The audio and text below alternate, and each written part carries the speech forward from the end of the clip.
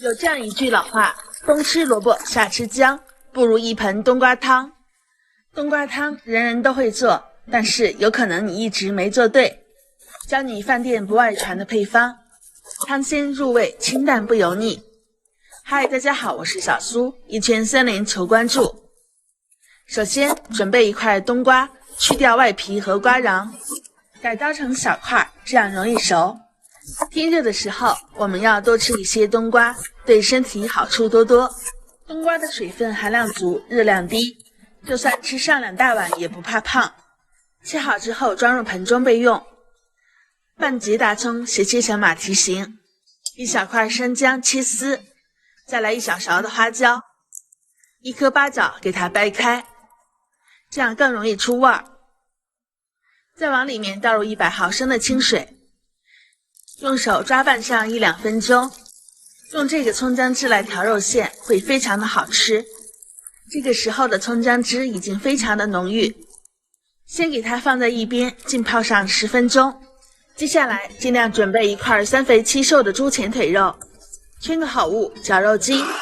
肉丸子要想不乾也不柴，一定要提前把豬肉還有绞肉機放在冰箱冷凍上半小時，把肉絞得越細膩越好吃。再使用濾网過濾50毫升的蔥薑汁。1斤的豬肉加入3克的食鹽，3克的雞粉，3克胡椒粉。先把調料抓拌均勻了，然後朝着一個方向攪拌均勻，讓蔥薑水都吃進豬肉中，然後把剩餘的蔥薑水全部倒進來，也就是1斤的豬肉加入100毫升的蔥薑水，再打入1顆蛋清。丸子要想好吃，一定不要直接放薑末和蔥花，這裡我們只取其香取其味。繼續朝着一個方向攪打上勁，攪拌至粘稠時加入1勺玉米澱粉，繼續攪拌至吸收進去。如果加入的太多，反而會影響口感。攪拌至肉餡上勁，接下來這一步則是非常的重要，我們要邊攪拌邊摔打，這也是肉丸子想要成型好吃的關鍵。很多朋友私信我，為什麼做好的丸子總是鬆散不成形？那是因為你少了這重要的一步，或者是沒有把肉餡攪打上勁。一直攪拌至用虎口能擠出丸子的形狀就可以啦。把鍋燒熱，鍋中加入少許的食用油，油熱之後放入切好的冬瓜塊，翻炒上1分鐘，炒出冬瓜的香氣。然後倒入1500毫升的清水，開大火把水燒開，汆冬瓜丸子湯，火候則是非常的重要。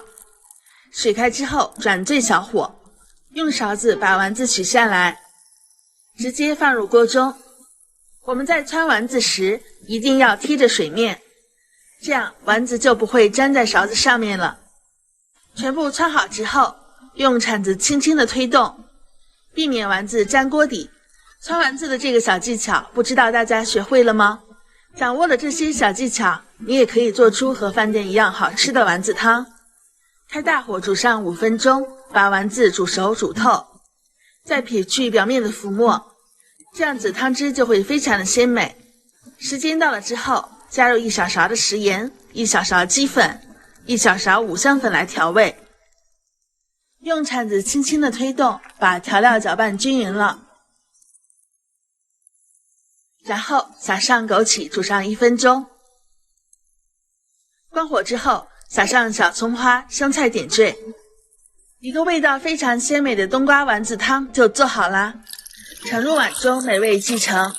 然後再來點少許的香油，這樣做好的肉丸子不乾也不柴，冬瓜清爽香糯，夏季消暑神菜，非它莫屬哦！一定要多多做給家人。喜歡的朋友收藏起來試試吧，我們下期見。